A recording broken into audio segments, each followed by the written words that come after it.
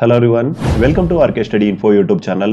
ಈ ವಿಡಿಯೋದಲ್ಲಿ ಕೆಪಿಎಸ್ಸಿ ಕಡೆಯಿಂದ ಕಮರ್ಷಿಯಲ್ ಟ್ಯಾಕ್ಸ್ ಇನ್ಸ್ಪೆಕ್ಟರ್ ಈ ಒಂದು ಹುದ್ದೆಗೆ ಯಾರೆಲ್ಲ ಅಪ್ಲಿಕೇಶನ್ ಸಲ್ಲಿಸ್ತಾ ಇದ್ದೀರಾ, ಹಾಗೆಯೇ ಸಲ್ಲಿಸ್ಬಿಟ್ಟು ಅಧ್ಯಯನವನ್ನು ಆರಂಭ ಮಾಡಿದ್ದೀರಾ, ಸೊ ನಿಮಗೆಲ್ಲ ಯೂಸ್ಫುಲ್ ಆಗಲಿ ಅನ್ನುವಂತಹ ಉದ್ದೇಶದಿಂದ ಪ್ರೀವಿಯಸ್ ಇಯರ್ ಕ್ವಶನ್ ಪೇಪರ್ ನಲ್ಲಿ ಬರುವಂತಹ, ಅಂದ್ರೆ ಈ ಹಿಂದೆ ಪ್ರೀವಿಯಸ್ ಇಯರ್ ಕ್ವಶನ್ ಪೇಪರ್ ನಲ್ಲಿ ಬಂದಿದ್ದಂತಹ ಎಕನಾಮಿಕ್ಸ್ ಕ್ವಶನ್ಸ್ ಗಳನ್ನ, ಟಾಪ್ 30 ಎಕನಾಮಿಕ್ ಕ್ವಶನ್ಸ್ ಗಳನ್ನ ತಗೊಂಡಿದ್ದೇವೆ. ಹಾಗೇನೆ ಈ ಒಂದು ಸೆಷನ್ ಅಲ್ಲಿ ಟಾಪ್ 15 ಕ್ವಶನ್ಸ್ ಗಳನ್ನ ಡಿಸ್ಕಸ್ ಮಾಡೋಣ. ಹಾಗೇನೆ ಆಸ್ಪಿರೆಂಟ್ಸ್, ಈ ಒಂದು ವಿಡಿಯೋ ನೋಡಿದ ನಂತರ ಖಂಡಿತವಾಗಿಯೂ you feel very confident on the topic of economics, because ಏನು ಬೇಸಿಕ್ ಕೆಲವೊಂದು ಟರ್ಮ್ ಗಳಿರ್ತವೆ, ಸಚ್ ಆಸ್ ಈ ಒಂದು ರೆಪೋ ರೇಟ್ ಇರ್ಬೋದು, ಸರಿನಾ? ರೆಪೋ ರೇಟ್ ಅಂತ ನೀವು ಕೇಳಿರ್ತೀರಾ. ಹಾಗೇನೆ ರಿವರ್ಸ್ ರೆಪೋ ರೇಟ್ ಅಂತಂದ್ರೇನು, ಸರಿನಾ? ಹಾಗೇನೆ ಈ ಒಂದು ಫಿಸ್ಕಲ್ ಪಾಲಿಸಿ ಅಂತಂದ್ರೇನು, ಹಾಗೇನೆ ಆಸ್ಪಿರೆಂಟ್ಸ್ RBI ನ ಬಗ್ಗೆ ತುಂಬಾ ಡೀಟೇಲ್ ಆಗಿ ಓದ್ತೀರಾ ಇದರಲ್ಲಿ. ಹಾಗೇನೆ ಈ ಒಂದು ಫಿನಾನ್ಸ್ ಕಮಿಷನ್ ನ ಬಗ್ಗೆ, ಸರಿನಾ? ಫಿನಾನ್ಸ್ ಕಮಿಷನ್ ನ ಬಗ್ಗೆ ಇದರಲ್ಲಿ ನೀವು ಡೀಟೇಲ್ ಆಗಿ ಓದ್ತೀರಾ. ಹಾಗೇನೆ ನೀತಿ ಆಯೋಗ, ಇನ್ನು ಸುಮಾರು ಈ ಒಂದು ಎಕನಾಮಿಕ್ ಸೆಕ್ಟರ್ ನಲ್ಲಿ ಕಾರ್ಯ ಮಾಡುವಂತಹ ಅನೇಕ ಒಂದು ಸಂಸ್ಥೆಗಳ ಬಗ್ಗೆ, ಹಾಗೇನೆ ಅನೇಕ ಟರ್ಮ್ಸ್ ಗಳ ಬಗ್ಗೆ, ಅನೇಕ ಒಂದು ವರ್ಡ್ಸ್ ಗಳ ಬಗ್ಗೆ ಈ ಒಂದು ಸೆಷನ್ ಅಲ್ಲಿ ನಿಮಗೆ ಅರ್ಥ ಆಗುತ್ತೆ. ಖಂಡಿತವಾಗಿಯೂ ಯಾವ ರೀತಿ ಓದ್ಕೋಬೇಕು ಈ ಒಂದು ಕಮರ್ಷಿಯಲ್ ಟ್ಯಾಕ್ಸ್ ಇನ್ಸ್ಪೆಕ್ಟರ್ಗೆ ಅನ್ನೋದನ್ನ ಅರ್ಥ ಆಗ್ಬೇಕಂತಂದ್ರೆ ಈ ವಿಡಿಯೋವನ್ನ ನೀವು ಕೊನೆವರೆಗೂ ನೋಡ್ಬೇಕಾಗತ್ತೆ. Because this is the topic is the game changer ಅಂತ ಅನಿಸ್ತು, ಸರಿನಾ? ಎಕನಾಮಿಕ್ಸ್ ಇಸ್ ದ ಏನು ಟಾಪಿಕ್ ಇದೆ, it is a completely game changer, ಸರಿನಾ? ಗೇಮ್ ಚೇಂಜರ್ ಅಂತಾನೆ ಹೇಳ್ಬೋದು. ಸೊ ಯಾಕಂತಾನು ಹೇಳ್ತೀವಿ. So let's begin as friends. ನಮ್ಮ ಚಾನಲ್ ನ ಮೊದಲೇ ಬಾರಿಗೆ ನೋಡ್ತಾ ಇದ್ರೆ, ಹಾಗೆ ಸಬ್ಸ್ಕ್ರೈಬ್ ಮಾಡದೆ ನೋಡ್ತಾ ಇದ್ರೆ, kindly do subscribe and click the bell icon and get latest updates. Okay as friends, ನಾವು ವಿಡಿಯೋದ ಆರಂಭದಲ್ಲಿ ಹೇಳ್ತಾ ಇದ್ವಿ ಎಕನಾಮಿಕ್ಸ್ ಅನ್ನೋದು ಎಂತಹ ಟಾಪಿಕ್ ಅಂತಂದ್ರೆ, ಇದೆಲ್ಲ ಗೊತ್ತು, ರೆಪೋ ರೇಟ್ ಅಂದ್ರೇನು, reverse repo rate, fiscal policy, RBI ಬಗ್ಗೆ ಆಯ್ತಾ, ತುಂಬಾ ಇದಾವೆ. ಇನ್ನು ಈ ಒಂದು ಕ್ವಶನ್ ಪೇಪರ್ ನ ಅನಲೈಸಿಸ್ ಮಾಡ್ತಾ ಹೋದ್ರೆ ತುಂಬಾ ಒಂದು ಈ ರೀತಿಯ ಇಂಪಾರ್ಟೆಂಟ್ ಥಿಂಗ್ಸ್ ಗಳು ನಮಗೆ ಸಿಗ್ತಾ ಇದಾವೆ. ಸೊ ಹಾಗಾಗಿ ಈ ಒಂದು ಎಕನಾಮಿಕ್ಸ್ ಮೇಲೆ ನೀವು ಹಿಡಿತ ಸಾಧಿಸಿದ್ದೇ ಆಗಿದ್ರೆ, if you have gain the proficiency on the economics, ಖಂಡಿತ ಏನಾಗುತ್ತೆ, ಗೋಲ್ ನಿಮ್ದೇ ಆಗುತ್ತೆ ಆಸ್ಪಿರೆಂಟ್. ಸೊ ಪ್ರತಿಯೊಂದು ಕ್ವಶನ್ ಪೇಪರ್ ನಾವು ಅನಲೈಸಿಸ್ ಮಾಡಿ ನೋಡಿದ್ವಿ. ಈ ವಿಡಿಯೋ ಮಾಡೋಕ್ಕಿಂತ ಮುಂಚೆ ಮಿನಿಮಮ್ 30 ಕ್ವಶನ್ಸ್ ನ ಕೇಳಿದ್ದಾರೆ. ಯಾವ ಟಾಪಿಕ್ ಮೇಲೆ? ಎಕನಾಮಿಕ್ಸ್ ಮೇಲೆ. ಅಂಡ್ ಅನೇಕ ವಿದ್ಯಾರ್ಥಿಗಳು, ಆಸ್ಪಿರೆಂಟ್ಸ್ ಗಳು ಫೇಲ್ ಆಗೋದು ಎಲ್ಲಿ? ಈ ಎಕನಾಮಿಕ್ಸ್ ಮೇಲೆ. 30 ಕ್ವಶನ್ ಅಲ್ಲಿ ಅವ್ರ ಹಬ್ಬ ಅಂತಂದ್ರೆ ಒಂದು 18ರಿಂದ 20 ಕ್ವಶನ್ ಅಷ್ಟೇ they are able to answer. So ಹಾಗಾಗಿ ಇವತ್ತಿನ ಒಂದು ಸೆಷನ್ ನಿಮಗೆ ಬಹಳ ಹೆಲ್ಪ್ಫುಲ್ ಆಗುತ್ತೆ. ಸೊ ಯಾರಿಗೆ ಎಕನಾಮಿಕ್ಸ್ ನ ಬಗ್ಗೆ ನಾಲೆಜ್ ಇರಲ್ಲ ಅಂತಹ ಅಭ್ಯರ್ಥಿಗಳಿಗೆ, ಇನ್ಕ್ಲೂಡಿಂಗ್ ಈಗ ಆಲ್ರೆಡಿ ಗೊತ್ತಿರುವಂತಹ ಎಲ್ಲ ಅಭ್ಯರ್ಥಿಗಳಿಗೆ ಒಂದು ಪುನರ್ಮನನ ಅಥವಾ ಏನಂತ ಹೇಳ್ತಾರೆ ಎನ್ರಿಚ್ಮೆಂಟ್ ಪ್ರೋಗ್ರಾಮ್ ತರ ಇದೊಂದು ಸೆಷನ್ ನಿಮಗೆ ಕೆಲಸ ಮಾಡುತ್ತೆ. ಹಾಗಾಗಿ ಈ ವಿಡಿಯೋನ ನಾವು ಮಾಡ್ತಾ ಇರುವಾಗ ಅಥವಾ ಎಕ್ಸ್ಪ್ಲೇನ್ ಮಾಡ್ತಾ ಇರುವಾಗ ನೋಟ್ಸ್ ಮಾಡ್ಕೊಳ್ಳಿ ಆಸ್ಪಿರೆಂಟ್ಸ್, ಆಯ್ತಾ? We will explain in both language, Kannada ಮತ್ತು ಇಂಗ್ಲಿಷ್ ಎರಡು ಭಾಷೆಯಲ್ಲಿ ನಿಮಗೆ ಎಕ್ಸ್ಪ್ಲೇನ್ ಮಾಡಿ ಹೇಳ್ತಾ ಇರ್ತೇವೆ. ಸೊ ದಟ್ ಎಲ್ಲ ಅಭ್ಯರ್ಥಿಗಳಿಗೆ ಗೊತ್ತಾಗುತ್ತೆ ದಟ್ ಅದರಲ್ಲಿ ಕ್ವಶನ್ ಅಲ್ಲಿ ಏನಿದೆ, ಹಾಗೆ ಆನ್ಸರ್ ಅಲ್ಲಿ ಏನಿದೆ ಅಂತ ಹೇಳಿ. So let's begin aspirants. Okay aspirants, ಇವತ್ತಿನ ಮೊಟ್ಟ ಮೊದಲ ಪ್ರಶ್ನೆಯನ್ನು ನೋಡೋಣ. ಭಾರತ ಸರ್ಕಾರವು ಪಥ ಮತ್ತು ಮಾರ್ಗಕ್ಕೆ ಇಂಗ್ಲಿಷ್ ಅಂತ ಹೇಳ್ತಾರೆ, ಈ ಒಂದು ವೇಸ್ ಅಂಡ್ ಮೀನ್ಸ್ ಅಡ್ವಾನ್ಸಸ್ ಅಂತ ಹೇಳಿ ಹೇಳ್ತಾರೆ. ಅರ್ಥ ಮಾಡ್ಕೊಳ್ಳಿ, ways and means advances from. ನೋಡಿ ಎಂತೆಂತಹ ಟರ್ಮ್ ಗಳು ಇದಾವೆ, ಎಂತೆಂತಹ ವರ್ಡ್ ಗಳು ಇದನ್ನ ಯೂಸ್ ಮಾಡಿ ಪ್ರಶ್ನೆಗಳನ್ನ ಈ ಹಿಂದಿನ ಎಕ್ಸಾಮ್ ಅಲ್ಲಿ ಕೇಳಿದ್ದಾರೆ ಅಂತ ಹೇಳಿ. ಸೊ ಭಾರತ ಸರ್ಕಾರ, ಗವರ್ಮೆಂಟ್ ಆಫ್ ಇಂಡಿಯಾ ಏನ್ ಮಾಡ್ತಾ ಇದೆ ಅಂತೆ, ಈ ವೇಸ್ ಅಂಡ್ ಅಡ್ವಾನ್ಸಸ್ ನ ಯಾರಿಂದ ಪಡಿತಾ ಇದೆ? ಸೊ ಫಸ್ಟ್ ಆಫ್ ಆಲ್ ಅರ್ಥ ಮಾಡ್ಕೊಳ್ಳಿ, ಈ ವೇಸ್ ಅಂಡ್ ಅಡ್ವಾನ್ಸಸ್ ಅಂತಂದ್ರೆ ಏನು? ಭಾರತ ಸರ್ಕಾರ ಏನ್ ಮಾಡುತ್ತೆ, RBI ನೊಂದಿಗೆ, ನೋಡ್ತಾ ಇರಬಹುದು 4ನೇ option, reserve bank of India. So ಇದರ ಹೆಡ್ ಕ್ವಾರ್ಟರ್ಸ್ ಎಲ್ಲಿದೆ? ಮುಂಬೈಯಲ್ಲಿ ಬರುತ್ತೆ ನೋಡಿ ಆಸ್ಪಿರೆಂಟ್ಸ್, ಮುಂಬೈಯಲ್ಲಿ. ಅಂಡ್ ಇದರ ಒಂದು ಚೇರ್ಮನ್ ಅಥವಾ ಇದರ ಒಂದು ಗವರ್ನರ್ ಯಾರಿದ್ದಾರೆ ಈಗ ಸದ್ಯಕ್ಕೆ? ಶಕ್ತಿಕಾಂತ್ ದಾಸ್. ನೆನ್ಪಿಟ್ಕೊಳ್ಳಿ, ಇದನ್ನು ಎಕ್ಸಾಮ್ ಅಲ್ಲಿ ಕೇಳುವಂತ ಸಾಧ್ಯತೆಗಳು ಇದಾವೆ. Shaktikanta Das. Okay, he is the current governor of RBI and it is the head quarters located in the ಮುಂಬೈಯಲ್ಲಿ. ಸೊ ಗೊತ್ತಾಗ್ತಾ ಇದೆ ನಿಮಗೆ, ವೇಸ್ ಅಂಡ್ ಅಡ್ವಾನ್ಸಸ್ ಅಂತಂದ್ರೆ ವೆನ್ ಗವರ್ನಮೆಂಟ್ ಬಾರೋಸ್ ಅಂತಂದ್ರೇನು? ಎರವಲು ಪಡೆಯುತ್ತೆ, ಆಯ್ತಾ? ಎರವಲು ಪಡೆಯುತ್ತೆ ಅಥವಾ ಸಾಲ ಪಡೆಯುತ್ತೆ ಅಂತಾನೆ ಹೇಳ್ಬೋದು. ಸೊ ಯಾರಿಂದ ಅಂತ ಹೇಳೋದಾದ್ರೆ RBI ನಿಂದ ಮಾತ್ರ. ಸೊ RBI ಹೆಡ್ ಕ್ವಾರ್ಟರ್ಸ್ ಎಲ್ಲಿ ಬರುತ್ತೆ ಗೊತ್ತಾಯ್ತು, ಮುಂಬೈಯಲ್ಲಿದೆ. ಹಾಗೇನೆ Shaktikanta Das, he is the present governor of RBI.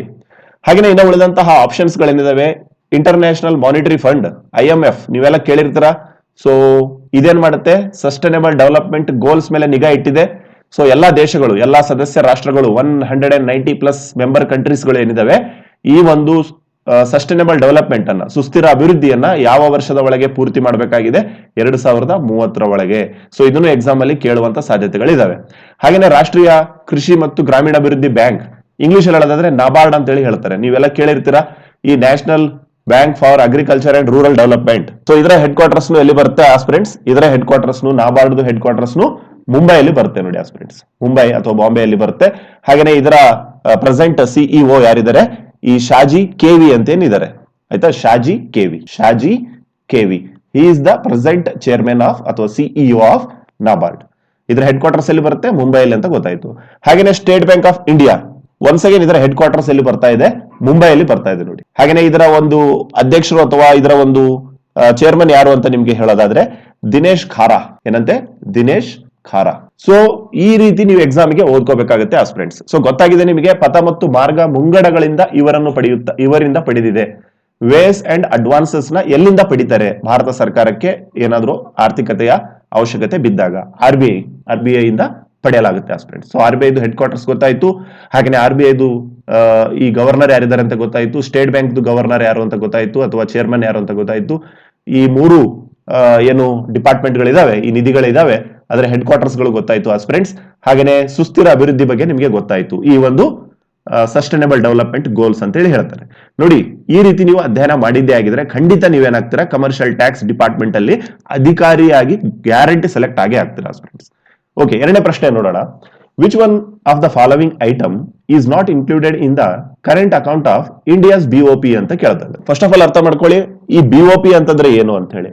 Balance of payment ಅಂತ ಹೇಳ್ತಾರೆ, ಬ್ಯಾಲೆನ್ಸ್ ಆಫ್ ಪೇಮೆಂಟ್ ಅಂತ ಹೇಳ್ತಾರೆ ನೋಡಿ ಆಸ್ಪಿರೆಂಟ್ಸ್. ನೀವೆಲ್ಲರೂ ನೋಟ್ ಮಾಡ್ಕೊಂಡ್ರೆ ಆಯ್ತಾ, ತುಂಬಾ ನಿಮ್ಗೆ ಅನುಕೂಲ ಆಗುತ್ತೆ ಈ ಒಂದು ರಿವಿಷನ್ ಮಾಡ್ಕೊಳ್ಳೋಕೆ. ಕೆಲವೊಂದ್ಸಲ ಪ್ರೀವಿಯಸ್ ಇಯರ್ ಕ್ವಶನ್ ಪೇಪರ್ ಇಂದಾನೆ ಡೈರೆಕ್ಟ್ ಕ್ವಶನ್ಸ್ ಗಳು ಕೇಳಿರ್ತಾರೆ. What is the full form of BOP, what it related to ಅಂತ ಹೇಳಿ. ಸೊ ಕನ್ನಡದಲ್ಲಿ ಹೇಳೋದಾದ್ರೆ ಈ ಒಂದು ಸಂದಾಯ ಪಾವತಿ ಬಾಕಿಯ ಚಾಲ್ತಿ ಅಕೌಂಟ್ ಅಂತ ಹೇಳಿ ಹೇಳ್ತಾರೆ. ಸೊ ಇವರೇ ಹೇಳ್ತಾ ಇದ್ದಾರೆ ಅದೊಂದು ಏನಾಗಿರುತ್ತೆ, ಒಂದು ಅಕೌಂಟ್ ಮೀನ್ಸ್ ಏನ್ ಆಸ್ಪಿರೆಂಟ್ಸ್, ರೆಕಾರ್ಡ್ ಅಂತ ಹೇಳಿ ಹೇಳ್ತಾರೆ. ದೇಶವೊಂದು ತಾನು ಮಾಡಿದ ಎಲ್ಲ ಹಣಕಾಸು ವ್ಯವಹಾರಗಳ ದಾಖಲೆ ಅಥವಾ ವಹಿವಾಟುಗಳ ದಾಖಲೆಗೆ ದೇಶದ ಒಳಗೆ ಆಗಿರ್ಬೋದು ದೇಶದ ಹೊರಗೆ ಆಗಿರ್ಬೋದು ಒಂದು ನಿರ್ದಿಷ್ಟಪಡಿಸಿದಂತಹ ಸಮಯದಲ್ಲಿ, ಸೊ ಅದನ್ನ ಏನಂತ ಕರೀತಾರೆ, ಬಿಒಪಿ ಅಂತ ಕರೀತಾರೆ. ಸರಿನಾ? What is the full form of BOP? Balance of payment. ನೆನ್ಪಿಟ್ಕೊಳ್ಳಿ, ಬ್ಯಾಲೆನ್ಸ್ ಆಫ್ ಪೇಮೆಂಟ್ ಅಂತ ಹೇಳಿ ಹೇಳ್ತಾರೆ, balance of payment. So balance of payment is nothing but ಒಂದು ಅಕೌಂಟ್, ಒಂದು ರೆಕಾರ್ಡ್. ಸೊ ಅದರಲ್ಲಿ ಏನೇ ಹೊಂದಿರುತ್ತೆ, ಒಂದು ದೇಶದ ಅಥವಾ ಫಾರ್ ಎಕ್ಸಾಂಪಲ್ ನಮ್ಮ ಇಂಡಿಯಾದ ಜನರು ಒಂದು ವರ್ಷದಲ್ಲಿ ಅಥವಾ ನಿರ್ದಿಷ್ಟಪಡಿಸಿದ ಸಮಯದಲ್ಲಿ ತಾವು ಮಾಡಿದಂತ ಒಟ್ಟಾರೆ ಹಣಕಾಸಿನ ದೇಶದ ಒಳಗೆ ದೇಶದ ಹೊರಗೆ, ಸೊ ಇವೆಲ್ಲವನ್ನ ಒಟ್ಟಾಗಿ ಬ್ಯಾಲೆನ್ಸ್ ಆಫ್ ಪೇಮೆಂಟ್ ಅಂತ ಹೇಳ್ತಾರೆ. ಸೊ ಬ್ಯಾಲೆನ್ಸ್ ಆಫ್ ಪೇಮೆಂಟ್ ಅಲ್ಲಿ ಯಾವುದು ಬರಲ್ಲ ಅಂತ ಹೇಳಿ ಹೇಳ್ತಾ ಇದ್ದಾರೆ ಆಸ್ಪಿರೆಂಟ್ಸ್, ನಾಟ್ ಇನ್ಕ್ಲೂಡೆಡ್, ಸೇರ್ಪಡೆ ಆಗಿಲ್ಲ ಅಂತ ಹೇಳಿ ಹೇಳ್ತಾ ಇದ್ದಾರೆ. ಸೊ ಇಲ್ಲಿ 4 ಆಪ್ಷನ್ ಕೊಟ್ಟಿದ್ದಾರೆ. ಸೊ ಇಲ್ಲಿ ರೈಟ್ ಆಪ್ಷನ್ ನಿಮ್ಗೆ ಹೇಳೋದಾದ್ರೆ ಆಸ್ಪಿರೆಂಟ್ಸ್, ಈ ಒಂದು ಫಸ್ಟ್ ಒನ್ ಏನಿದೆ ಅದು ಶಾರ್ಟ್ ಟರ್ಮ್ ಕಮರ್ಷಿಯಲ್ ಬರೋವಿಂಗ್ಸ್. ಓಕೆ, ಅಲ್ಪಾವಧಿ ವಾಣಿಜ್ಯಾತ್ಮಕ ಎರವಲುಗಳು ನೋಡಿ, ಶಾರ್ಟ್ ಟರ್ಮ್ ಆಗಿದೆ ಇದು. ಸೊ ಬ್ಯಾಲೆನ್ಸ್ ಆಫ್ ಪೇಮೆಂಟ್ ಇದು ಡೆಫಿನೇಷನ್ ಏನ್ ಹೇಳುತ್ತೆ, ಡೆಫಿನೆಟ್ ಪೀರಿಯಡ್ ಆಫ್ ಟೈಮ್ ಅಂತ ಹೇಳಿ ಹೇಳುತ್ತೆ ಆಯ್ತಾ. ಅಲ್ಲಿ ಶಾರ್ಟ್ ಪೀರಿಯಡ್ ಅಂತ ಹೇಳ್ತಾ ಇಲ್ಲ, ಅಲ್ಲಿ ನಿರ್ದಿಷ್ಟ ಸಮಯ ಅಂತೇಳಿ ಹೇಳ್ತಾ ಇದ್ದಾರೆ ಹೊರತು ಕಡಿಮೆ ಸಮಯ ಅಥವಾ ಚಿಕ್ಕ ಸಮಯ ಅಂತೇಳಿ ಹೇಳ್ತಾ ಇಲ್ಲ. ಹಾಗಾದ್ರೆ ಯಾವ್ಯಾವ ಇನ್ಕ್ಲೂಡ್ ಇದಾವೆ ಈ ಒಂದು ಬಿಒಪಿ ಅಲ್ಲಿ ಅಂತ ನಿಮಗೆ ತಿಳಿಸೋದಾದ್ರೆ ನೋಡಿ, ನಾನ್ ಫ್ಯಾಕ್ಟರ್ ಸರ್ವಿಸಸ್ ಅಂತಂದ್ರೆ ಈಗ ಟೂರಿಸಂ ನಿಂದ ಏನಾದ್ರೂ ಕಲೆಕ್ಷನ್ ಆಗಿದ್ರೆ ದೇಶಕ್ಕೆ, ಅಥವಾ ಇನ್ಶೂರೆನ್ಸ್ ನಿಂದ ಏನಾದ್ರೂ ಒಂದು ಸಂಸ್ಥೆಗೆ ಆಯ್ತಾ ಕ್ಯಾಶ್ ಅಥವಾ ಜಾಸ್ತಿ ಪ್ರಮಾಣದ ಅಮೌಂಟ್ ಬಂದಿದ್ರೆ ಇಂಥವನ್ನ ನಾನ್ ಫ್ಯಾಕ್ಟರ್ ಸರ್ವಿಸಸ್ ಅಂತ ಹೇಳಿ ಹೇಳ್ತಾರೆ. ಕನ್ನಡದಲ್ಲಿ ಹೇಳೋದಾದ್ರೆ ಇದಕ್ಕೆ ಏನಂತಲ್ಲ, ನಾನ್ ಫ್ಯಾಕ್ಟರ್ಗೆ ಈ ಒಂದು ಅಂಶಿಕವಲ್ಲದ ಸೇವೆಗಳು, ನಾನ್ ಫ್ಯಾಕ್ಟರ್ ಸರ್ವಿಸಸ್ ಅಂತ ಹೇಳಿ ಹೇಳ್ತಾರೆ, ಪ್ರವಾಸೋದ್ಯಮ ಅಂತವೆಲ್ಲ. ಹಾಗೇನೆ ವರ್ಗಾವಣೆಯ ಪಾವತಿಗಳು, ಇಂಗ್ಲಿಷ್ ಅಲ್ಲಿ ಹೇಳೋದಾದ್ರೆ ಟ್ರಾನ್ಸ್ಫರ್ ಆಫ್ ಪೇಮೆಂಟ್ಸ್ ಅಂತ ಹೇಳಿ ಹೇಳ್ತಾರೆ. ಹಾಗೇನೆ ಇನ್ವೆಸ್ಟ್ಮೆಂಟ್ ಇನ್ಕಮ್, ಇನ್ವೆಸ್ಟ್ಮೆಂಟ್ ಅಂತಂದ್ರೇನು, ಈ ಬಂಡವಾಳದ ಆದಾಯ. ಈ ಮೂರು ಏನಿರ್ತವೆ, ಈ ಪಾವತಿ ಬಾಕಿಯ ಚಾಲ್ತಿ ಅಕೌಂಟ್ ಅಂತ ಏನಿದೆ ಅದರಲ್ಲಿ ಈ ಮೂರು ಬರ್ತವೆ. ಸೊ ನೀವು ಕನ್ನಡ ಅಭ್ಯರ್ಥಿಗಳು ಬಿಒಪಿ ಅಂತಾನೆ ಇದನ್ನ ಅರ್ಥ ಮಾಡ್ಕೊಂಡ್ರೆ ಇನ್ನೂ ಒಳ್ಳೆಯದು, ಸರಿನಾ? ಸೊ ಬ್ಯಾಲೆನ್ಸ್ ಆಫ್ ಪೇಮೆಂಟ್ ಅಂದ್ರೆ ಗೊತ್ತಾಯ್ತು ನಿಮಗೆ, ಒಂದು ರೆಕಾರ್ಡ್, ಅದು ಒಂದು ದೇಶದ ಜನರು ದೇಶದ ಒಳಗೆ ದೇಶದ ಹೊರಗೆ ಒಟ್ಟಾರೆಯಾಗಿ ಹಣಕಾಸಿನ ವ್ಯವಹಾರ ಮಾಡಿರ್ತಾರಲ್ವಾ, ಅದರ ಒಂದು ರೆಕಾರ್ಡ್ ಅಂತ ಹೇಳಿ. ಸೊ ಅದರಲ್ಲಿ ಅಲ್ಪಾವಧಿ ವಾಣಿಜ್ಯಾತ್ಮಕ ಎರವಲುಗಳು ಅಂತೇನಿದೆ ಅದು ಇಲ್ಲಿ ಬರೋದಿಲ್ಲ ನೋಡಿ ಆಸ್ಪಿರೆಂಟ್ಸ್. ಸೊ ಇಂಗ್ಲಿಷ್ ಅಲ್ಲಿ ಹೇಳೋದಾದ್ರೆ short term commercial borrowings, so ಇದು ಬರೋದಿಲ್ಲ. ನೆಕ್ಸ್ಟ್ ಕ್ವಶನ್ ನೋಡೋಣ ಆಸ್ಪಿರೆಂಟ್ಸ್.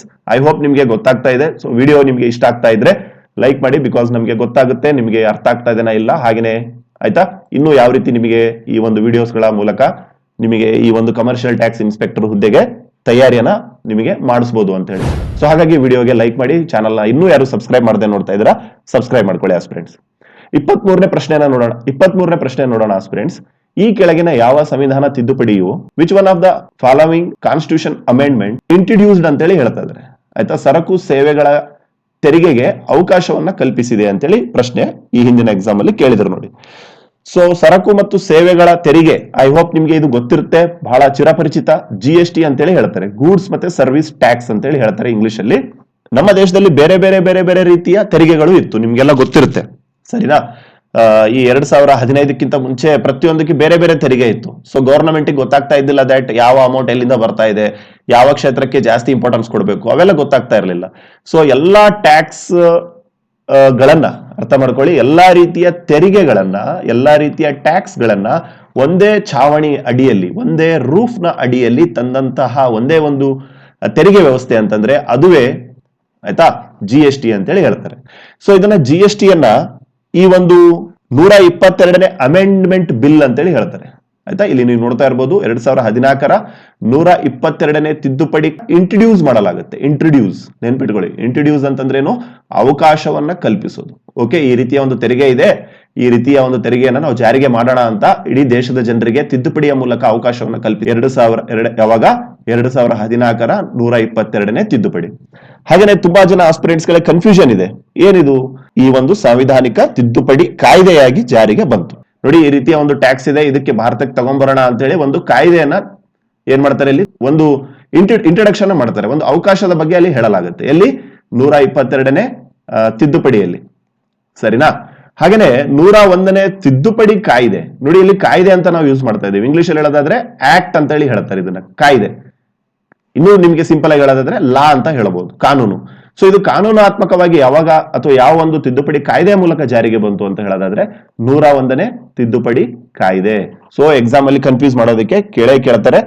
ಓಕೆ, ಹಾಗೇನೆ ಆಸ್ಪಿರೆಂಟ್ಸ್, ಈ ಒಂದು GST ಯ ಚೇರ್ಮನ್ ಯಾರಿರ್ತಾರೆ ಅಂತಾನು ಪ್ರಶ್ನೆ ಕೇಳ್ತಾರೆ. ನೋಡಿ, GST ಯ ಚೇರ್ಮನ್ ಪ್ರತಿ ವರ್ಷವೂ ಏನೇ ಆಗಿರ್ತಾರೆ, finance minister of India, finance minister of India. So ಸದ್ಯಕ್ಕೆ ಯಾರಿದ್ದಾರೆ, Shrimati Nirmala Sitharaman, she is the finance minister of India. ಹಾಗೇನೆ ಫ್ರೆಂಡ್ಸ್, GST ಅದರ ಅಧ್ಯಕ್ಷರು ಇರ್ಬೋದು, ಮೆಂಬರ್ಸ್ ನ ಇರ್ಬೋದು, ಯಾರು ಸೆಲೆಕ್ಷನ್ ಮಾಡ್ತಾರೆ, ಯಾರು ಅಪಾಯಿಂಟ್ ಮಾಡ್ತಾರೆ ಅಂತಾನು ಎಕ್ಸಾಮ್ ಅಲ್ಲಿ ಕೇಳಬಹುದು. President of India, okay, president of India ಅಥವಾ ಭಾರತ್ ಅಂತ ಏನ್ ಹೇಳ್ತಾರೆ. ಸೊ ಹಿ ಅಥವಾ she will be nominates the member of GST council. So ಗೊತ್ತಾಗಿದೆ ನಿಮಗೆ, GST ಯನ್ನ ಇಂಟ್ರೊಡ್ಯೂಸ್ ಮಾಡಿದ್ದು 122, ಇದೊಂದು ಕಾಯ್ದೆ ಮೂಲಕ, ಲಾ ಮೂಲಕ ಜಾರಿಗೆ ಬಂದಿದ್ದು 101ನೇ ಕಾಯ್ದೆಯ ಮೂಲಕ, ತಿದ್ದುಪಡಿ ಕಾಯ್ದೆಯ ಮೂಲಕ ಭಾರತ ಸರ್ಕಾರವು ಜಾರಿಗೆ ತಂತು, ಸರಿನಾ. ಸೊ GST ಅಂದ್ರೆ ಗೊತ್ತಾಯ್ತು, ಬೇರೆ ಬೇರೆ ತೆರಿಗೆಗಳನ್ನ ಒಂದೇ ಸಿಂಗಲ್ ಛಾವಣಿ ಅಡಿಯಲ್ಲಿ, ಒಂದೇ ರೂಫ್ ನ ಅಡಿಯಲ್ಲಿ ತರೋದಿಕ್ಕೆ ಮಾಡಿರುವಂತಹ ಒಂದು ಕಾಯ್ದೆ, ಸರಿನಾ ಫ್ರೆಂಡ್ಸ್. ನೆಕ್ಸ್ಟ್ ಪ್ರಶ್ನೆ ನೋಡೋಣ, the rate at which bank lends to the RBI is called. ನೋಡಿ, ಬಹಳ ಇಂಪಾರ್ಟೆಂಟ್ ಪ್ರಶ್ನೆ. ಭಾರತೀಯ ರಿಸರ್ವ್ ಬ್ಯಾಂಕ್ ಹೆಡ್ ಕ್ವಾರ್ಟರ್ಸ್ ಎಲ್ಲಿದೆ, ಮುಂಬೈಯಲ್ಲಿದೆ. ಚೇರ್ಮನ್ ಅಥವಾ ಗವರ್ನರ್ ಯಾರು ಆಸ್ಪಿರೆಂಟ್ಸ್, ಇದ್ರದ್ದು ಶಕ್ತಿಕಾಂತ್ ದಾಸ್. ನಿಮ್ಗೆ ವಿಡಿಯೋದ ಆರಂಭದಲ್ಲಿ ಹೇಳಿದ್ವಿ, ಈ ರೆಪೋ ರೇಟ್ ಅಂದ್ರೇನು, ರಿವರ್ಸ್ ರೆಪೋ ರೇಟ್ ಅಂದ್ರೇನು ಗೊತ್ತಾಗುತ್ತೆ ನಿಮಗೆ ಈ ಒಂದು ಸೆಷನ್ ಅಲ್ಲಿ ಅಂತ ಹೇಳಿ. ನೋಡಿ, ರೆಪೋ ರೇಟ್ ಅಂತಂದ್ರೇನು, ಯಾವಾಗ ದೇಶದಲ್ಲಿರುವಂತ ಪ್ರತಿಯೊಂದು ಬ್ಯಾಂಕ್ಸ್ ಗಳಿಗೆ ಈ ಒಂದು ತಮ್ಮ ಹತ್ರ ದುಡ್ಡು ಜಾಸ್ತಿ ಇರ್ಬೋದು ಅಥವಾ ದುಡ್ಡಿನ ಅವಶ್ಯಕತೆ ಬಿದ್ದು ಏನ್ ಮಾಡ್ತವೆ, RBI ಹತ್ರ ಹೋಗ್ತವೆ. RBI ಹತ್ರ ಹೋಗ್ತವೆ, ಮುಂಬೈಗೆ RBI ಹತ್ರ ಹೋಗಿ, ನೋಡಿ ನಮಗೆ ಸ್ವಲ್ಪ ಹಣಕಾಸಿನ ಕೊರತೆ ಇದೆ, ನೀವು ನಮಗೆ ಪ್ರೊವೈಡ್ ಮಾಡಿ ಅಂತ ಹೇಳಿ ಹೇಳುತ್ತೆ. ಯಾವುದು, ಈ ಬ್ಯಾಂಕ್ಗಳು, ಖಾಸಗಿನೂ ಇರ್ಬೋದು, ಬೇರೆ ಬೇರೆ ಬ್ಯಾಂಕ್ಗಳು ಇರ್ಬೋದು. ತಮಗೆ ಏನ್ ಬೇಕಾಗುತ್ತೆ, ಕೆಲವೊಂದ್ಸಲ ಹಣಕಾಸಿನ ನೆರವು ಬೇಕಾಗುತ್ತೆ. ಸೊ ಅದೇನ್ ಮಾಡುತ್ತೆ, it borrows money from the RBI. So RBI ಏನ್ ಮಾಡುತ್ತೆ, ಇವರಿಗೆ ಈ ಬ್ಯಾಂಕುಗಳಿಗೆ ದುಡ್ಡು ಕೊಡುತ್ತಲ್ವಾ ಫ್ರೆಂಡ್ಸ್, ಏನ್ ಹಾಕಿ ಕೊಡುತ್ತೆ, ಅದು ಇಂಟ್ರೆಸ್ಟ್ ಹಾಕಿ ಕೊಡುತ್ತೆ, ಓಕೆನಾ, ಇಂಟ್ರೆಸ್ಟ್ ಹಾಕಿ ಕೊಡುತ್ತೆ. ಸೊ ಈ ರೀತಿಯ ಇಂಟ್ರೆಸ್ಟ್ ಏನ್ ಕಲೆಕ್ಟ್ ಆಗಿರುತ್ತಲ್ವಾ, ಅಥವಾ ಈ ರೀತಿಯಾಗಿರುವಂತಹ ಇಂಟ್ರೆಸ್ಟ್ ನ, ಬಡ್ಡಿಯನ್ನ ಕಲೆಕ್ಟ್ ಮಾಡುವಂತಹ ಪದ್ಧತಿಯನ್ನೇ ಏನಂತ ಹೇಳ್ತಾರೆ ಇಲ್ಲಿ, ರೆಪೋ ದರ, ರೆಪೋ ದರ ಅಥವಾ ರೆಪೋ ರೇಟ್ ಅಂತ ಹೇಳಿ ಹೇಳ್ತಾರೆ. ಸೊ ಈಗ ಸದ್ಯಕ್ಕೆ ರೆಪೋ ರೇಟ್ ಎಷ್ಟಿದೆ, ಕರೆಂಟ್ಲಿ 6.50 ಬಡ್ಡಿ ದರ ಅಥವಾ ರೆಪೋ ರೇಟ್ ಇದೆ ನೋಡಿ RBI ಇದು, ಸರಿನಾ. ಸೊ ರೆಪೋ ರೇಟ್ ಅಂದ್ರೆ ಗೊತ್ತಾಯ್ತು, when banks collect money from the RBI bank, okay, when RBI charges them some kind of interest, that is called repo rate. So what is the current repo rate ನಾವು 6.50. ಹಾಗೇನೆ reverse repo rate ಅಂತಂದ್ರೇನು, reverse repo rate ಅಂತಂದ್ರೆ ಈಗ ನಿಮ್ದು question ಇದೆಯಲ್ಲ ಅದು ನೋಡಿ, the rate at which banks, ದೇಶದ ಎಲ್ಲಾ ಬ್ಯಾಂಕ್ಗಳು, ಪ್ರತಿಷ್ಠಿತ ಬ್ಯಾಂಕ್ಗಳು ಏನ್ ಮಾಡ್ತವೆ, ಲೆಂಡ್ ಮಾಡ್ತವೆ. ಲೆಂಡ್ ಅಂತಂದ್ರೆ ಏನು, ಕನ್ನಡದಲ್ಲಿ ಎರವಲು ಕೊಡ್ತವೆ, ಸಾಲ ಕೊಡ್ತವೆ, ಸರಿನಾ, ಯಾರಿಗೆ, ಭಾರತೀಯ ರಿಸರ್ವ್ ಬ್ಯಾಂಕಿಗೆ. ಸೊ ಅಂತಹ ರಿವರ್ಸ್ ಆಗಿರುವಂತಹ ಒಂದು ಕೇಸನ್ನ ಏನಂತ ಹೇಳ್ತಾರೆ ಇಲ್ಲಿ, ರಿವರ್ಸ್ ರೆಪೋ ರೇಟ್ ಅಂತ ಹೇಳಿ ಹೇಳ್ತಾರೆ. Reverse repo rate, RRR, reverse repo rate. So ಇದು ಎಷ್ಟಿದೆ ಈಗ, ಕರೆಂಟ್ಲಿ ಎಷ್ಟಿದೆ, ಇದನ್ನ ಎಕ್ಸಾಮ್ ಅಲ್ಲಿ ಕೇಳುವಂತ ಸಾಧ್ಯತೆಗಳು ಇದಾವೆ, ಇದೇ ಇರಲ್ಲ, ಸರಿನಾ? ಸೊ ಇದೆಲ್ಲವನ್ನ ಎಲ್ಲಿಂದ ಓದ್ಕೋಬೇಕಂತಾನು ಹೇಳ್ತೇವೆ ನೋಡಿ. 3.35% ಇದೆ ಈಗ ಸದ್ಯಕ್ಕೆ. ರೆಪೋ ರೇಟ್ ಎಷ್ಟಿದೆ? 3.35%. ಸೊ ಯಾರ ರೆಪೋ ರೇಟ್ ಜಾಸ್ತಿ ಇದೆ?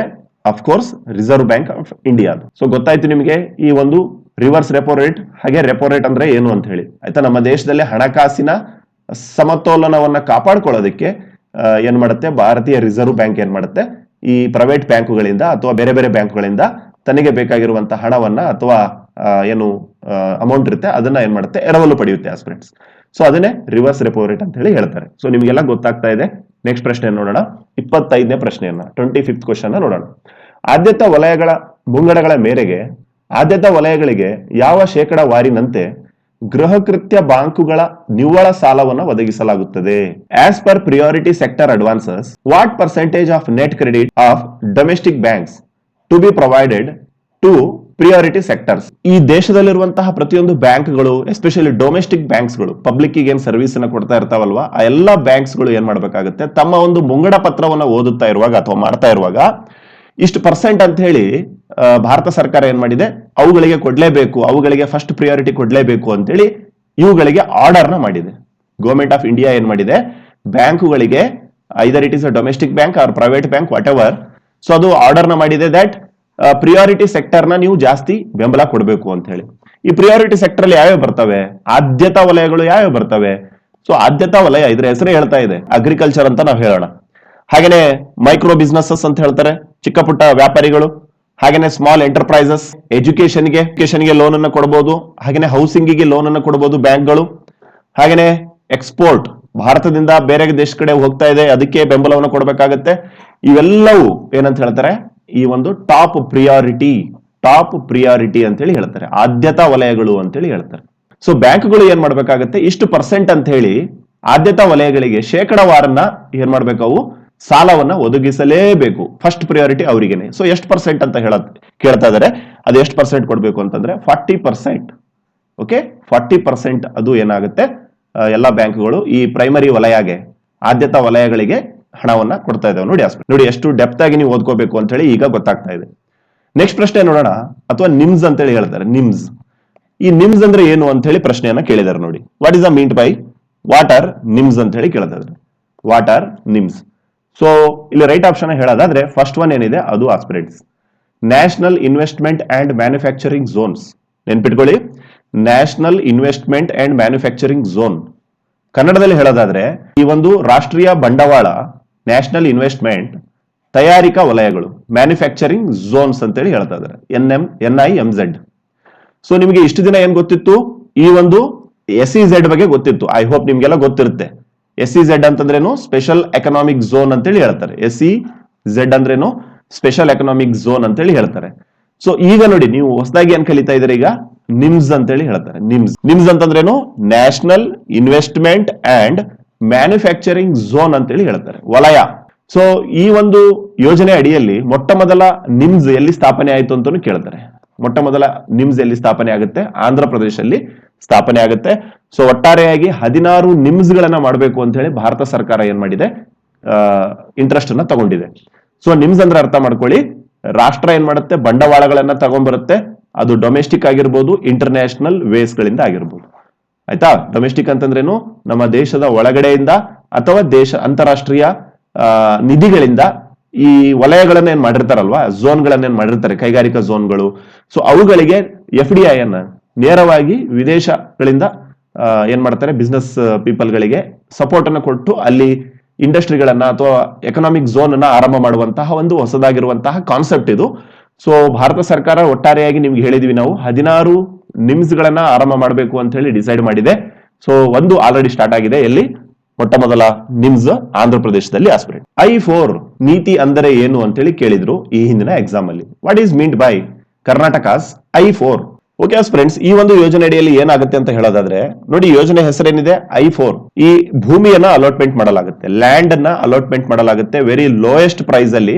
ಎಲ್ಲಿ ಅಂತಾನು ಕೇಳ್ತಾರೆ, ಅರ್ಬನ್ ಬ್ಯಾಂಗ್ಳೂರ್ ಸಿಟಿ ಇದೆ ಅಲ್ವಾ, ಬ್ಯಾಂಗ್ಳೂರ್ ಸಿಟಿಯನ್ನ ಬಿಟ್ಟು ಸುಮಾರು ದೂರ, ಆಯ್ತಾ, ಈ ಒಂದು ವಿಲೇಜ್ ಹಾಗೇನೆ ಅರ್ಬನ್ ಸೇರುವಂತಹ ಜಾಗ ಏನು ಔಟ್ಸೈಡ್ ಆಫ್ ಬ್ಯಾಂಗ್ಳೂರ್ ಅಂತ ಹೇಳ್ತಾರೆ ಅಥವಾ ಮೈಸೂರು ಅಂತ ಹೇಳ್ತಾರೆ, ಅಲ್ಲಿ ಲ್ಯಾಂಡ್ ಅನ್ನು ಕೊಡುವಂತಹ ಕಂಪನಿಗಳಿಗೆ ಲ್ಯಾಂಡ್ ಅನ್ನು ಕೊಡುವಂತಹ ಕೆಲಸವನ್ನ ಮಾಡುತ್ತೆ ನೋಡಿ ಫ್ರೆಂಡ್ಸ್. ಸೊ ಹಾಗಾಗಿ ಇವತ್ತು ನಮ್ಮ ಕರ್ನಾಟಕ ಏನಾಗಿದೆ, ಸಿಲಿಕಾನ್ ವ್ಯಾಲಿ ಆಗಿದೆ.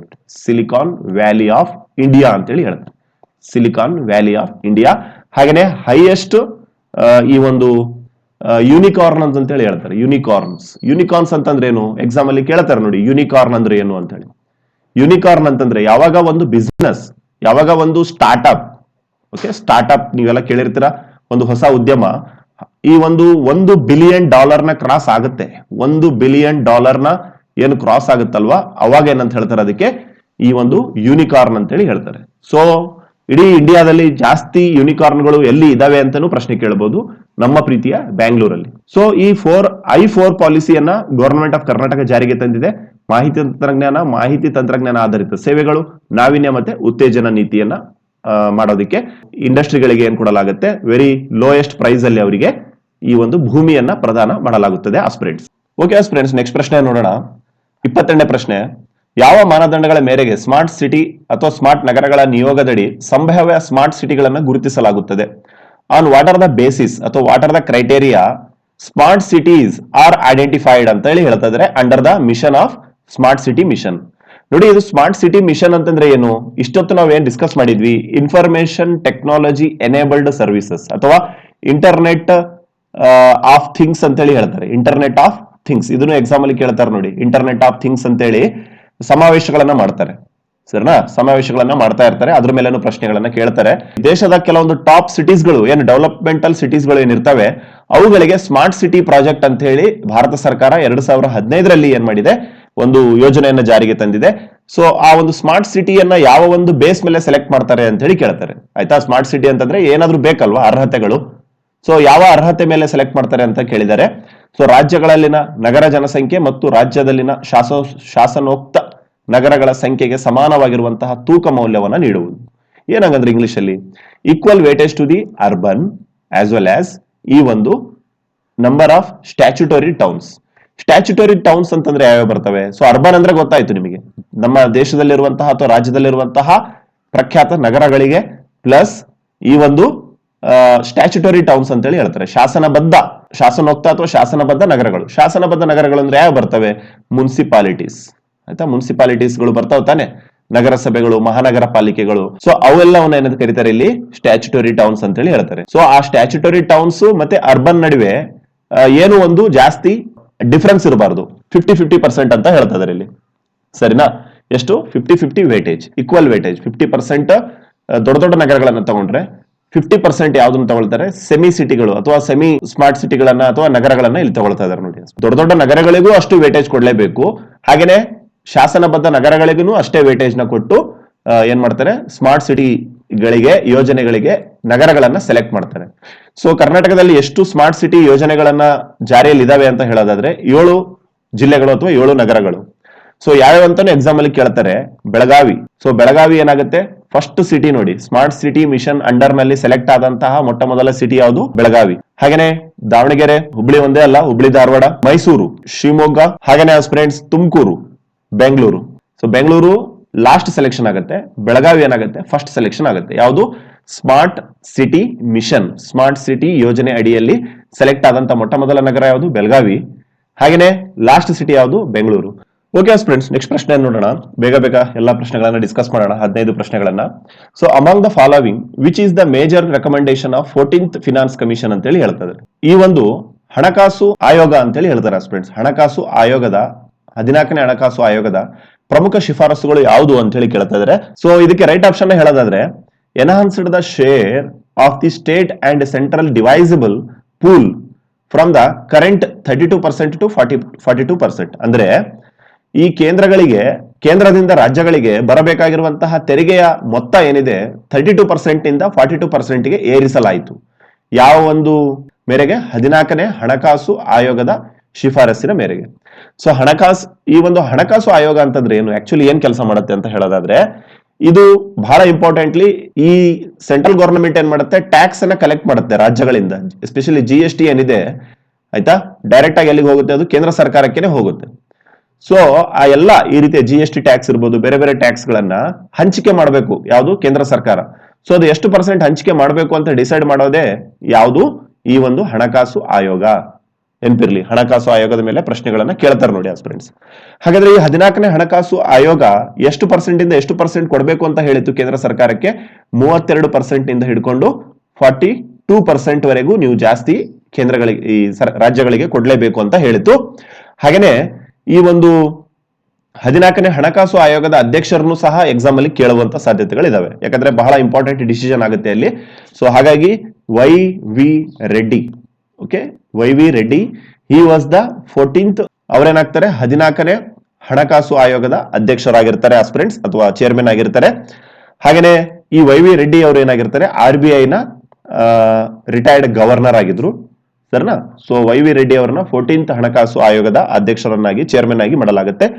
ಹಾಗೇನೆ ಇದರ ಒಂದು ಟೈಮಿಂಗ್ ಪೀರಿಯಡ್ ಅನ್ನ ನೋಡೋದಾದ್ರೆ, ಕಾರ್ಯಾಚರಣೆಯ ಟೈಮಿಂಗ್ ನ ನೋಡೋದಾದ್ರೆ 2015ರಿಂದ 2020 ಈ ಒಂದು ಟೈಮಿಂಗ್ ಅಲ್ಲಿ ಈ ಫಿನಾನ್ಸ್ ಕಮಿಷನ್ ಏನಾಗಿತ್ತು, ರೆಕಮೆಂಡೇಶನ್ ಕೇಂದ್ರ ಸರ್ಕಾರಕ್ಕೆ ಕೊಟ್ಟಿದೆ. ಹಾಗಾದ್ರೆ ಈಗ ಎಷ್ಟನೇ ಒಂದು ಫಿನಾನ್ಸ್ ಕಮಿಷನ್, ಎಷ್ಟನೇ ಒಂದು ಹಣಕಾಸು ಆಯೋಗ ಇದೆ ಅಂತಾನು ಎಕ್ಸಾಮ್ ಅಲ್ಲಿ ಕೇಳುವಂತ ಸಾಧ್ಯತೆಗಳಿರ್ತವೆ. 15th ಫಿನಾನ್ಸ್ ಕಮಿಷನ್, ನೆನ್ಪಿಟ್ಕೊಳ್ಳಿ, 15th ಫಿನಾನ್ಸ್ ಕಮಿಷನ್ ಈಗ ಸದ್ಯಕ್ಕೆ ಇದೆ. ಸೊ ಇದರ ಅಧ್ಯಕ್ಷರು ಅಥವಾ ಇದರ ಒಂದು ನೋಡ್ಕೊಂಡು ಹೋಗುವಂತಹ ಚೇರ್ಮನ್ ಯಾರು ಅಂತ ಹೇಳೋದಾದ್ರೆ ಎಕ್ಸಾಮ್ ಅಲ್ಲಿ ಕೇಳ್ತಾರೆ, N.K. Singh. Okay, N.K. Singh senior IAS officer ಇವರು. So he is the chairman of current 15th finance commission. 15th finance commission ನ ಟೈಮಿಂಗ್ ನ ಹೇಳೋದಾದ್ರೆ 2025ರಿಂದ ಹಿಡ್ಕೊಂಡು 2026ರವರೆಗೆ ಇವರ ಒಂದು ಟೈಮಿಂಗ್ ಇದೆ ನೋಡಿ ಆಸ್ಪಿರೆಂಟ್ಸ್. ಯಾರ್ದು? ಈ ಒಂದು 15ನೇ ಹಣಕಾಸು ಆಯೋಗ. ಓಕೆ ಫ್ರೆಂಡ್ಸ್, ಈ ಒಂದು ಸೆಷನ್ ನ ಕೊನೆಯ ಒಂದು ಪ್ರಶ್ನೆ ನೋಡೋಣ. ಇನ್ನು ಉಳಿದಂತಹ ಪ್ರಶ್ನೆಗಳ ನೆಕ್ಸ್ಟ್ ಸೆಷನ್ ಅಲ್ಲಿ ನೋಡೋಣ. ಮಾಡ್ಕೊಳ್ಳಿ, ವಿವಿಧ ರಾಷ್ಟ್ರಗಳು ನಮ್ಮ ದೇಶದೊಂದಿಗೆ ವ್ಯವಹಾರಗಳನ್ನು ಮಾಡುವಾಗ ಕೆಲವೊಂದು ಆರ್ಥಿಕ ಐಕ್ಯತೆಗಳನ್ನ, ಒಗ್ಗಟ್ಟನ್ನ ಪ್ರದರ್ಶನ ಮಾಡಬೇಕಾಗುತ್ತೆ. ಸೊ ಯಾವ ಒಂದು ಹಂತಗಳ ಮೂಲಕ ಅಂತ ಕೇಳಿದ್ರು. ಸೊ ಮುಕ್ತ ವ್ಯಾಪಾರ ಕ್ಷೇತ್ರ, ಸುಂಕ ಒಕ್ಕೂಟ, ಸಾಮಾನ್ಯ ಮಾರುಕಟ್ಟೆ, ಆರ್ಥಿಕ ಒಕ್ಕೂಟ ಅಂತೇನಿದೆ ಅದು ಎಕನಾಮಿಕ್ ಯೂನಿಯನ್. ಈ free trade area, custom union, common market and economic union. So totally 7 stages ಗಳಿದಾವೆ.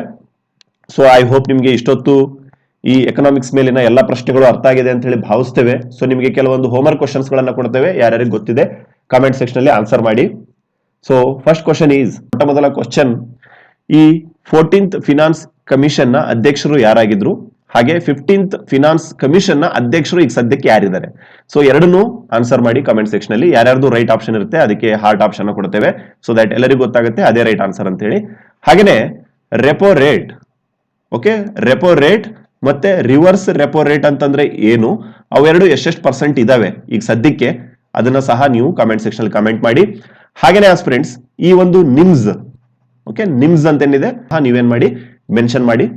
ಹಾಗೇನೆ ಸಾಧ್ಯ ಆಯ್ತು ಅಂತಂದ್ರೆ ಸ್ಮಾರ್ಟ್ ಸಿಟಿಗಳ ಯೋಜನೆ ಅಡಿಯಲ್ಲಿ ಮೊಟ್ಟ ಮೊದಲಿಗೆ ಸೆಲೆಕ್ಟ್ ಆದಂತಹ ಕರ್ನಾಟಕದ ನಗರ ಯಾವುದು? ಸೊ ಅದನ್ನು ನೀವು ಈ ಒಂದು ಕಮೆಂಟ್ ಸೆಕ್ಷನ್ ಅಲ್ಲಿ ಕಮೆಂಟ್ ಅನ್ನ ಮಾಡಬಹುದು. ಸೊ ದಟ್ ಯಾರ ಆಪ್ಷನ್ ಕರೆಕ್ಟ್ ಇರುತ್ತೆ ಅವರಿಗೆ ನಾವು ಒಂದು ಹಾರ್ಟ್ ಆಪ್ಷನ್ ಕೊಡ್ತೇವೆ, ಸೊ ದಟ್ ಎಲ್ಲರಿಗೂ ಅರ್ಥ ಆಗುತ್ತೆ ಅದೇ ರೈಟ್ ಆನ್ಸರ್ ಅಂತ ಹೇಳಿ ಆಸ್ಪಿರೆಂಟ್ಸ್.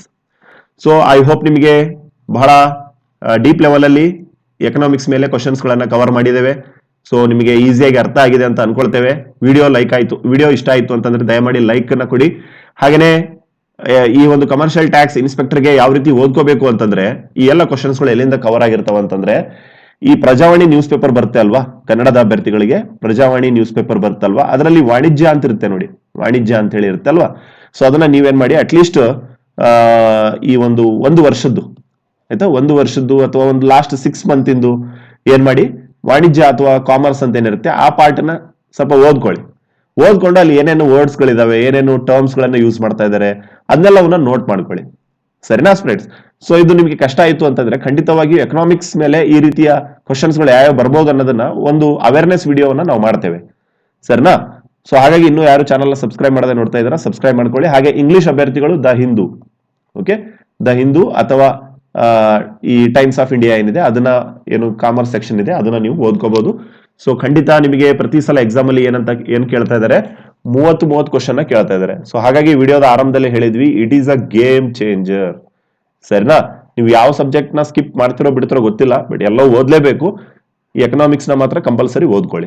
ಸೊ ಎಕನಾಮಿಕ್ಸ್ ಬೇಸಿಕ್ಸ್ ಅಲ್ಲಿ ಗೊತ್ತಾಗುತ್ತೆ, NCERT ಅಥವಾ ನಮ್ಮ ಕರ್ನಾಟಕದ ಸ್ಟೇಟ್ ಬುಕ್ಸ್ ಅಲ್ಲಿ ಗೊತ್ತಾಗುತ್ತೆ. 8ರಿಂದ 10ನೇ ತರಗತಿ ಅಥವಾ 12ನೇ ತರಗತಿ ಎಕನಾಮಿಕ್ಸ್ ಸೆಕ್ಷನ್ ನ ಓದ್ಕೊಳ್ಳಿ. ಹಾಗೇನೆ ಆಸ್ಪಿರೆಂಟ್ಸ್, ಈ ಒಂದು ಏನು ಕನ್ನಡದ ನ್ಯೂಸ್ ಪೇಪರ್ ಗಳಿದಾವೆ, ಎಸ್ಪೆಷಲಿ ಪ್ರಜಾವಾಣಿ ಅಂತ ಹೇಳಿದ್ವಲ್ವಾ, ಅದರ ವಾಣಿಜ್ಯ ಸೆಕ್ಷನ್ ನ ಅಟ್ಲೀಸ್ಟ್ ಒಂದು 5-6 ತಿಂಗಳದ್ದು ಹಿಂದಲ್ದು ಓದ್ಕೊಂಡ್ರೆ ಖಂಡಿತ ನಿಮ್ದು ಕೈ ಹಿಡಿಯುತ್ತೆ ಇದೆಲ್ಲ, ಸರಿನಾ. ಅಥವಾ ಇಂಗ್ಲಿಷ್ ಅಭ್ಯರ್ಥಿಗಳು ದ ಹಿಂದೂ ಅಥವಾ ಟೈಮ್ಸ್ ಆಫ್ ಇಂಡಿಯಾ. ಸೊ ಈ ನ್ಯೂಸ್ ಪೇಪರ್ಗಳ ವಾಣಿಜ್ಯ ಅಥವಾ ಕಾಮರ್ಸ್ ಸೆಕ್ಷನ್ ನೋಡ್ಕೊಳ್ಳಿ, ಡೆಫಿನೆಟ್ಲಿ ಹೆಲ್ಪ್ಸ್.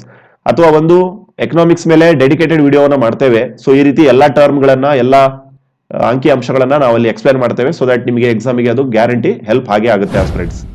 ಸರಿನಾ? ಐ ಹೋಪ್ ನಿಮಗೆ ಇಷ್ಟೊತ್ತು ಏನ್ ನೋಡಿದಿರಾ ಉಪಯೋಗ ಆಗಿದೆ ಅಂತ ಅನ್ಕೊಳ್ತೇವೆ. ಸೊ ಹಾಗಾಗಿ ವಿಡಿಯೋಗೆ ಲೈಕ್ ಕೊಡಿ ಆಸ್ಪಿರೆಂಟ್ಸ್. ಹಾಗೇನೆ ನಿಮ್ಮ ಯಾರ್ಯಾರು ಸ್ನೇಹಿತರಿದ್ದಾರೆ ಅವರಿಗೆಲ್ಲ ಜನ ಶೇರ್ ಮಾಡಿ ಅಂತ ಹೇಳ್ತಾ, thank you for listening. Next ವಿಡಿಯೋಗಳಲ್ಲಿ ಇನ್ನು ಉಳಿದಂತಹ ಎಕನಾಮಿಕ್ಸ್ ಕ್ವಶನ್ಸ್ ಗಳನ್ನ ಖಂಡಿತ ನಾವು ಡಿಸ್ಕಸ್ ಮಾಡೋಣ aspirants. Thank you for listening. God bless you.